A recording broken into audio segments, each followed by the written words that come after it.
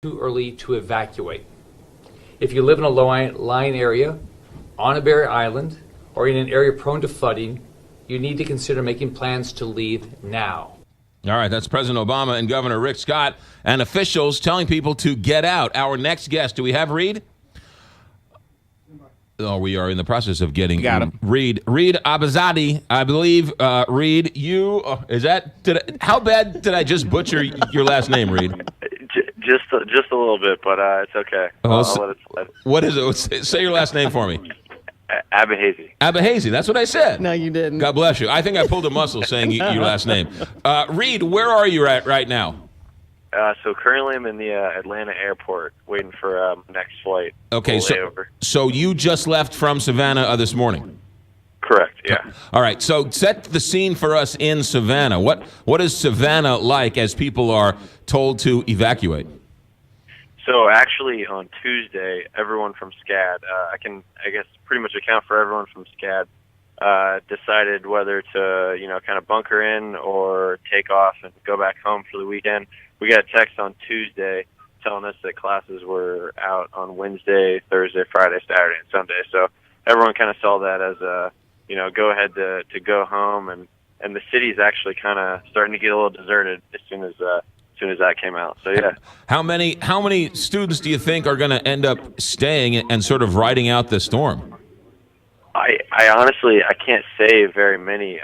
There's a few of my friends I know on the lacrosse team that decided to stay together. I know there's about 5 of them. They're going to bunker in, but other than that, it can't be too many. I know the airports were packed in Savannah today and yesterday. Flights are all booked up, so yeah, it's pretty. Are you going back home to Ohio, or are you going up to New York? So I'm actually going to go up to New York. It was a little bit of an easier transition. Right. So I'm flying up there. All right. Now, more importantly, everyone knows you're a woodworker. Did you secure the wood and the tools? Of course. I knew you were going to ask that. So actually, I got a nice log from a tree that was cut down right before summer. And first thing I did was make sure I brought that inside so it didn't get wet. So letting that dry out. Good man. Good. Yeah. Good man. All right. So Reed, is the city itself, as you were leaving, does it seem pretty empty? It does, but, some of the locals, they seem to, kind of be a little bit braver than some of the SCAD students. They kind of see the storm as being something that it's came in the past before, but, recently they've just got a little bit of tropical rain and stuff like that from Hugo. But they don't expect it to be that big. They're kind of taking it into their own hands. It must be an eerie feeling to be, because the weather's fine in Savannah, but you're being told there's a hurricane coming, so it must be somewhat of an eerie feeling. Oh, of course. So yesterday and the day before, beautiful days. You couldn't ask for better weather. No humidity. Kind of cooled up a little bit, but that's what they say right before the storm.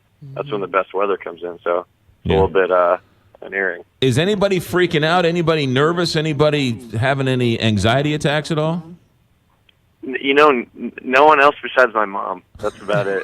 She's the one telling me. She's the one telling me to get out. She's the one telling me to get out of there. But I actually overheard someone talking in the airport this morning in Hilton Head that they're from Hilton Head, and they said all the natives are completely fine with it. They feel like it's not going to hit. It's going to kind of just pass over. Savannah's kind of tucked in compared to Florida and South Carolina, so they seem confident. Yeah. Now, they're talking about some swells and some sort of high flooding. The Savannah River goes right through Savannah. How close are you to that, and what are people talking about in terms of damage if that Savannah River floods?